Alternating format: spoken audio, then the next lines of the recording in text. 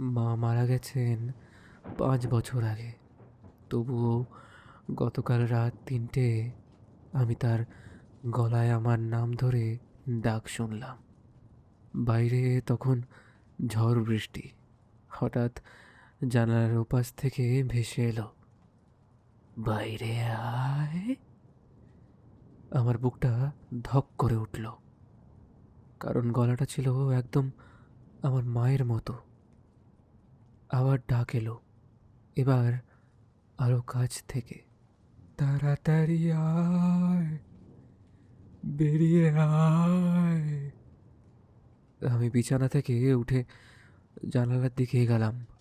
ঠিক তখনই ঠাকুরদার একটা কথা মনে পড়ে গেল। তিনি বলতেন, রাতে যদি পরিচিত কারো গলা শুনিস, কখনো সাড়া দিবি না। আমি থেমে গেলাম, চুপ করে দাঁড়িয়ে রইলাম। কয়েক সেকেন্ড পর আবার সেই গলা শোনা গেল, এবার খুব আস্তে। আমি জানি তুই জেগে আছিস।